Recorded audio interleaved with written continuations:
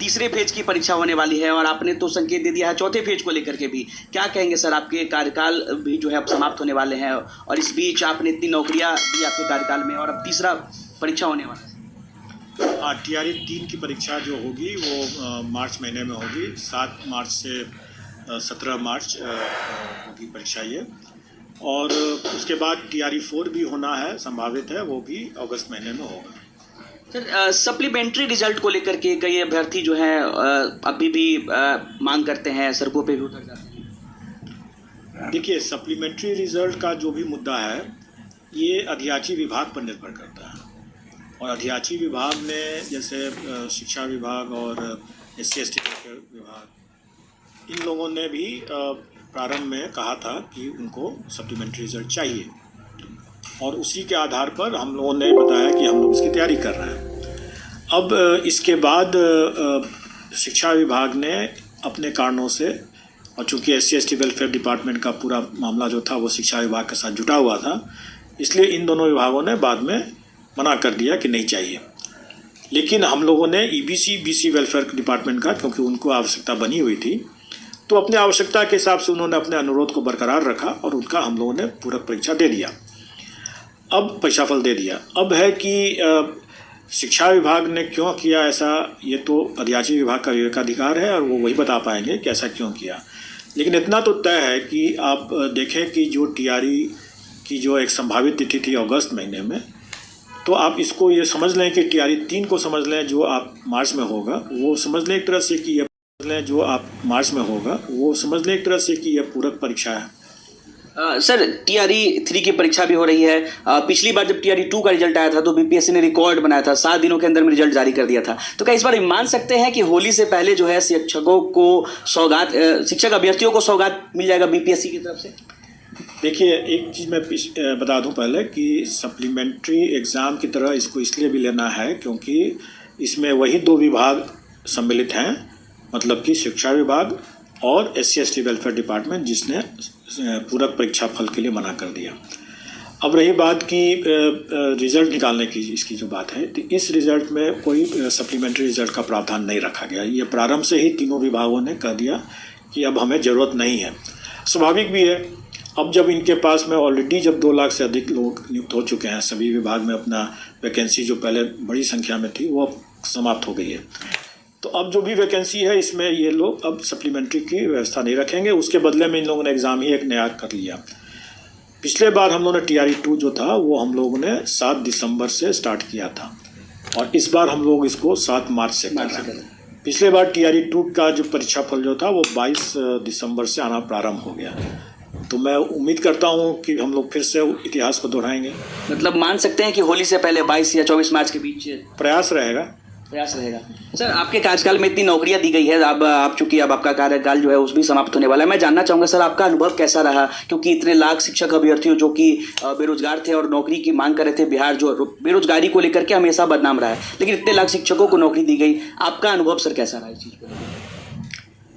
आयोग ने एक बेहतर काम किया, मैं अपनी प्रशंसा तो नहीं करना चाहूँगा, आप लोग खुद देख रहे हैं, वो समझ रहे होंगे कि आयोग ने अच्छा काम किया या नहीं किया।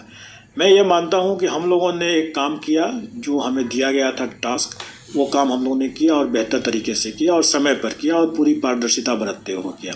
अब ये कार्य बेहतर हुआ या नहीं हुआ, उससे नौकरी मिली लोगों को कि नहीं मिली, आत्मसंतुष्टि होती होगी सर इस चीज़ को लेकर? क्योंकि आत्मसंतुष्टि तो बिल्कुल है, क्योंकि हम लोगों ने एक अच्छा काम किया, अगर लोग उसकी वाहवाही करेंगे तो संतुष्टि तो हो गई। बालिका गृहकांड का सर जब भी नाम आता है आप भावुक हो जाते हैं, और अब उस चीज़ को लेकर के एक फिल्म भी आ रही है, इस पर सर आप क्या कहेंगे? उसके ट्रेलर को लोग जो है काफ़ी ज़्यादा सराह भी रहे हैं सर। देखिए, बालिका गृहकांड जो था वो मेरे हृदय से जुटा हुआ मामला है, क्योंकि मैंने ही उसका उद्भेदन किया और मैंने ही उन लड़कियों को बचा करके वहाँ पर अलग ले गए, फिर उनकी इलाज कराया और फिर उनके ट्रेनिंग कराया बेंगलोर भेज करके, और अब वो मल्टीनेशनल 5 स्टार होटल्स में फ्रंट डेस्क संभाल रही हैं लड़कियां। आप लोग कभी देखेंगे पता भी नहीं चलेगा कि वो वही लड़कियां गांव की हैं जो आज अंग्रेजी अच्छा बोल रही हैं वहाँ पर, और फ्रंट डेस्क भी संभाल रही हैं और हाउसकीपिंग का भी काम कर रही हैं। तो ये तो एक हमारे हृदय से जुटा हुआ मामला है, उसमें हम ज़्यादा भावुक हों। लेकिन जहाँ तक आपने कहा कि इस मामले में कोई फिल्म भी बन रहा है या उसका ट्रेलर भी आ गया है।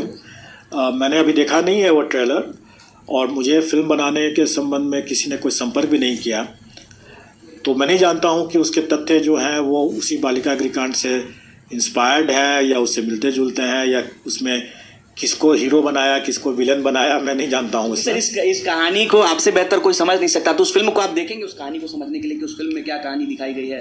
देखिए, ये कहानी जो है, जैसे मैंने अपने यहाँ भी बताया कि पेपर लीक अगर वायरल नहीं होता है तो लोगों को पता नहीं चलता है। अगर कोई इम्पर्सनेशन पता नहीं चलता है तो इसका मतलब ये थोड़ी है कि वो नहीं होता है। पेपर लीक अगर पता नहीं चलता है तो इसका मतलब थोड़ी है कि पेपर लीक नहीं होता है। उसी तरीके से अगर बालिका गृह में पूरे देश में, बल्कि मैंने जब इसका काम को किया तो उसके बाद माननीय सर्वोच्च न्यायालय के ही आदेश पर राष्ट्रीय स्तर पर जो आयोग है, बालकों का आयोग है, उनमें उस बाल आयोग के निर्देश पर सभी राज्यों ने इस काम का इंक्वायरी जब किया तो पूरे देश में ऐसे हजारों मामले निकले। और एक्चुअली देखा जाए तो बीपीएससी में भी मैंने उसी चीज़ को लगाया, उसी कॉन्सेप्ट को लगाया कि अगर कोई चीज़ दिख नहीं रहा है, कोई हो नहीं रहा है, इसका मतलब थोड़ी है कि पेपर लीक नहीं हो रहा है या कोई गड़बड़ी नहीं हो रहा है।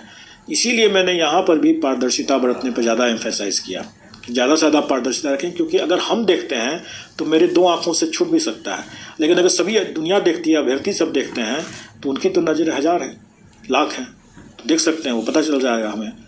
तो इस मामले में जो फिल्म जो बना है मैं उसमें नहीं जानता हूँ, क्योंकि उस समय भी लोग काफ़ी आश्चर्यचकित थे कि कैसे हम लोगों ने इसका उद्भेदन कर दिया, जबकि किसी भी मीडिया को भी उस समय मालूम नहीं था उसके बारे में।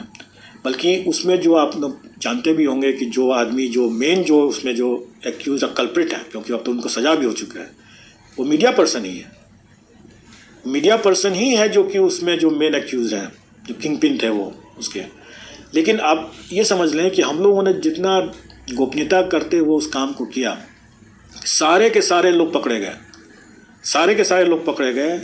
और शायद आपको जानकारी न हो कि जिस माननीय सर्वोच्च न्यायालय के जिस माननीय जज ने सीबीआई इंक्वायरी के लिए ऑर्डर किया बिहार सरकार को कि यहाँ पर सीबीआई इंक्वायरी होगा, उसी जज ने पूरे एक सेमिनार में, उसके 2 ही 3 दिन के बाद एक सेमिनार हुआ था राष्ट्रीय स्तर पर, जिसमें सभी राज्यों के हाईकोर्ट के 3-3 जज भी गए थे, उसमें बिहार से भी गए थे। बल्कि उस समय के एक जज जो थे, जो बिहार पटना हाईकोर्ट की तरफ से गए थे, वो अभी सर्वोच्च न्यायालय में अभी वहाँ के जज हैं।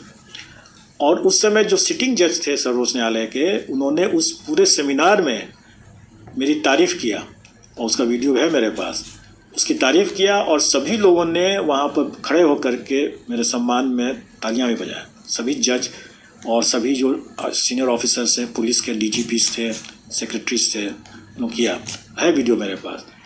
तो वो जो आत्मसंतोष आत्मसंतुष्टि है वो तो बेजोड़ है, उसका कोई मुकाबला नहीं है।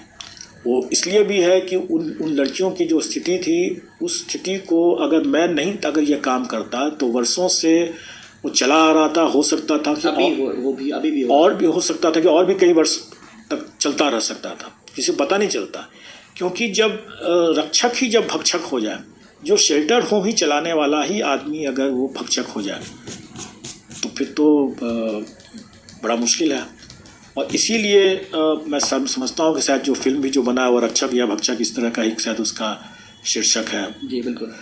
तो ये स्वाभाविक है, लेकिन अब उस फिल्म को मैंने देखा नहीं, उसका ट्रेलर देखा है, मैं नहीं कह सकता हूँ कि उसमें क्या है।